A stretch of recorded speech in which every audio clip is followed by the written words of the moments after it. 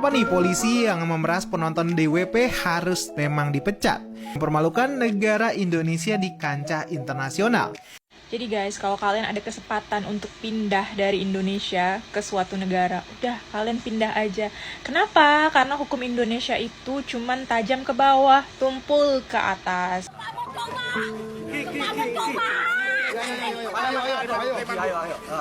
Ini serius ini. Nggak ada satupun pejabat di Indonesia yang mau menanggapi.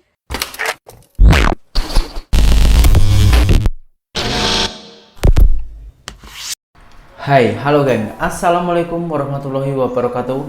Berjumpa kembali dengan saya Zainal Story. Sebelum video ini saya mulai, gimana kabarnya kalian semua? Semoga semua yang menonton video ini baik-baik saja, dimurahkan rezekinya, selalu berpikiran yang positif dan dijauhkan dari mara bahaya oleh Tuhan yang Maha Esa. Dengan viralnya polis Indonesia yang tengah merampas turis Malaysia di hari-hari kemarin, ada beberapa netizen yang bertanya, "Bang, macam mana kelanjutannya video tersebut?"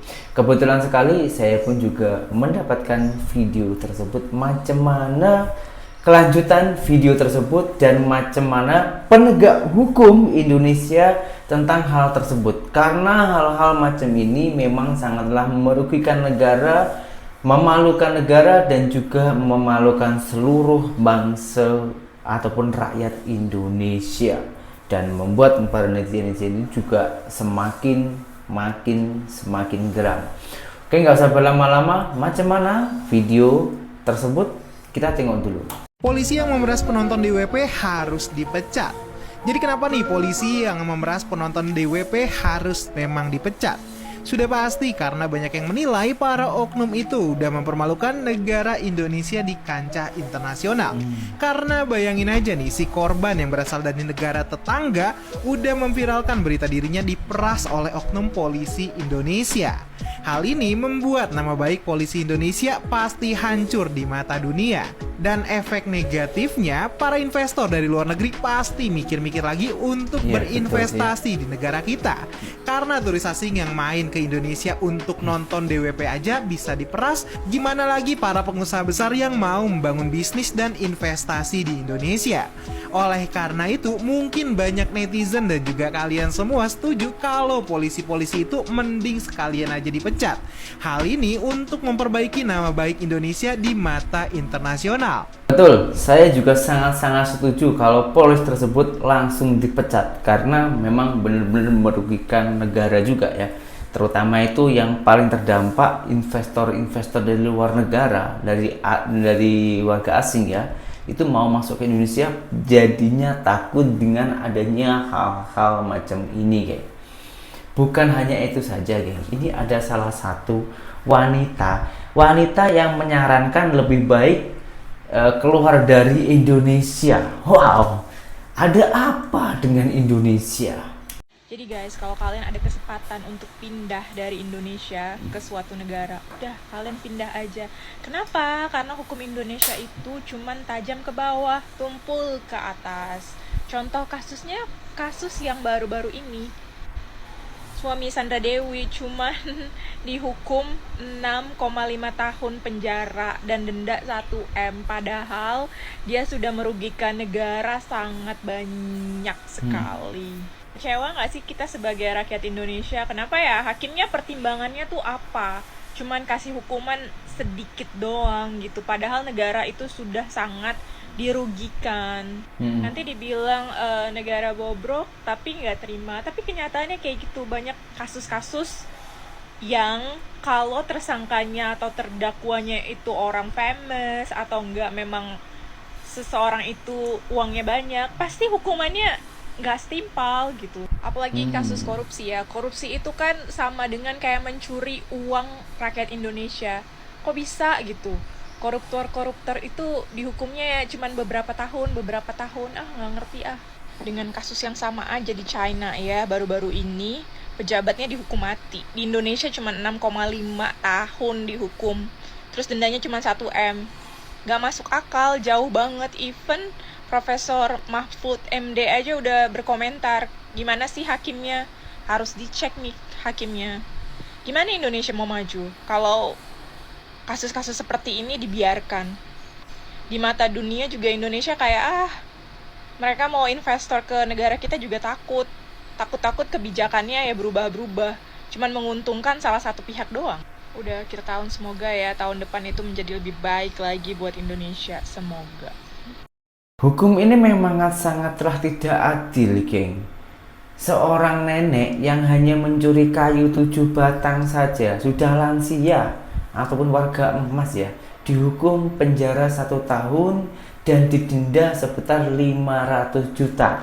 Sementara yang suaminya artis ini, geng, yang jelas-jelas merugikan negara beberapa triliun, hanya dihukum 6,5 tahun dan didenda berapa M gitu, geng ya. Dan video ini juga disedot oleh salah satu netizen Indonesia.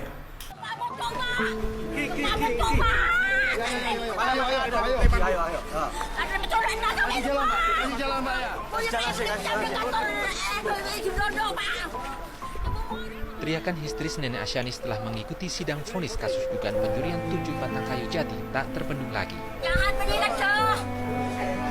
Awas lagi. Jangan soal puasa beda.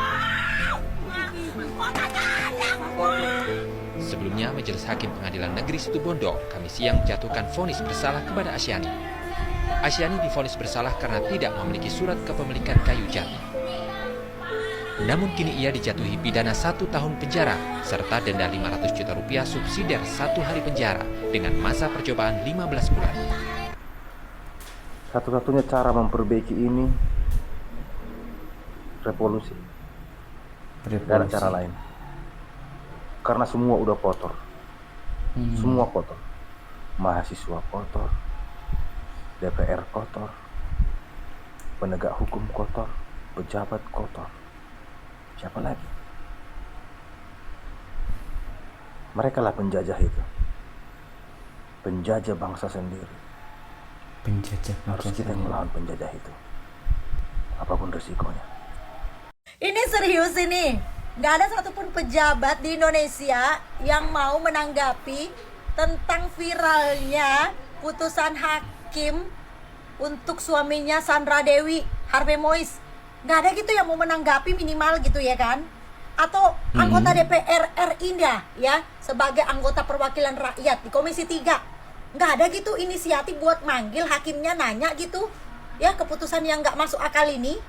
Minimal gitu ditanya gitu ya, dipanggil hakimnya, bilang kok ini pencurian 271 triliun dihukum 6,5 tahun doang, sedangkan pencuri ayam dihukum 5 tahun. Ayam harganya 100 ribuan. Nggak ada gitu yang mau nanya kayak gitu ke hakimnya. Kalau nggak ada, jangan salahin ya kalau misalnya masyarakat ambil inisiatif cari tahu sendiri hakimnya yang mana sih, sekeluarga, sosial medianya ada nggak? Hah? Mana juga nih katanya partai-partai politik ini yang selalu ada untuk wong cili ini, sibuk aja lu ngiring opini tentang 3 periode lagi udah basi. Allah, gak ada satu pejabat pun yang kayak shock gitu ya kan. 271 triliun cuma 6,5 tahun terus didenda 1 miliar. Padahal kan sebenarnya ajang ini bisa jadi ajang cari muka juga buat para pejabat-pejabat. Tapi kok kagak ada yang mau ngomong ya? Apa kalian semua satu kapal? Apa udah kena suap juga kayak hakimnya? Udahlah, hakimnya nggak usah kau sok-sok gimana membela, cari-cari pembelaan buat Harvey Mois. Kita juga masyarakat udah tahu kalau kamu itu udah kena suap.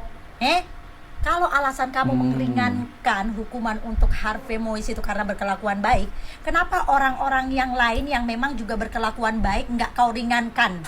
Para hakim-hakim di Indonesia, itu yang nyolong ayam juga punya keluarga. Lebih sopan juga dia di pengadilan, lebih lugu juga dia di pengadilan. Kenapa dihukum 5 tahun? Teong banget, miris banget ngelihat negara Konoha gue ini. Sedangkan di negara Cina sono korupsinya cuma sekitar 6 miliar aja, dihukumnya seumur hidup. Di Korea Utara, lu korupsi, dihukumnya sekeluarga. Nggak ada istilah ada keluarganya dihukum sekeluarga. Harusnya Konoha kayak gini nih, Kenapa ini para pejabat kagak berani kasih hukuman kayak gitu? Hah?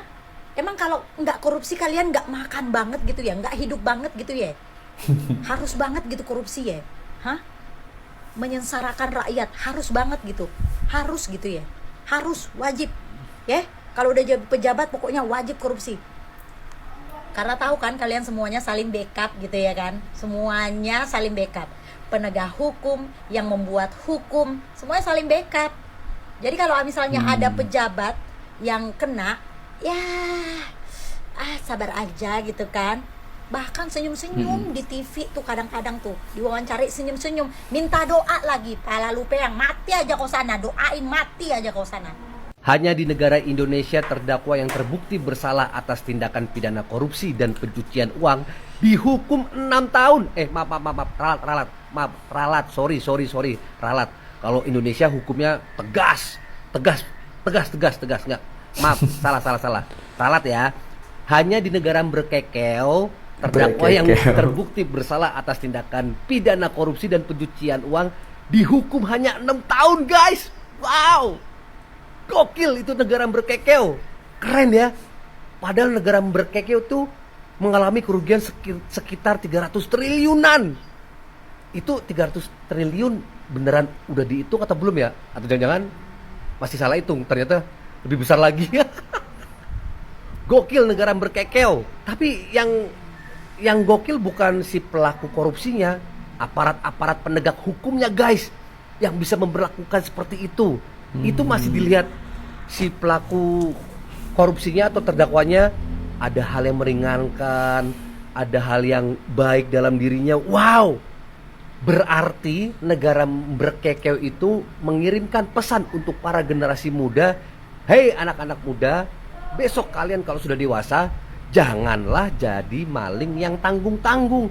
Jangan jadi maling motor, jangan jadi maling ayam, maling telur, maling jemuran. Karena kalau kalian jadi maling yang kecil-kecilan, itu udah habis di masa, terus dimasukin ke dalam penjara. Belum di dalam penjara itu dibegitukan. Ini di negara berkekeo ya. Saya berbicara negara berkekeo nih. Dan kena hukumannya itu maksimal. Jangan kalau mau maling langsung aja ratusan M atau triliunan. Ditangkapnya secara baik-baik. Rambutnya masih bisa klimis, basah gitu, bajunya rapi. Itu kalau menjadi maling di negara berkekeo. Jangan tanggung-tanggung. Keren. Aparat penegak hukumnya keren. Terlepas prosesnya bagaimana, keren. Wow, kalau begitu mana ada yang kapok para pelaku korupsi di negara berkekeo. Kalau hukumannya cuma segitu. Mantap, lanjutkan. Oke geng, untuk penutupan seperti biasa ya, saya kasih lagu ini yang sungguh mengandung banyak makna ataupun banyak arti, yang menyanyikan semacam orang punk rock jalanan. Dia orang sangatlah cantik. Gak usah berlama-lama, langsung kita dengarkan alunan lagu tersebut. Hukum adalah lembah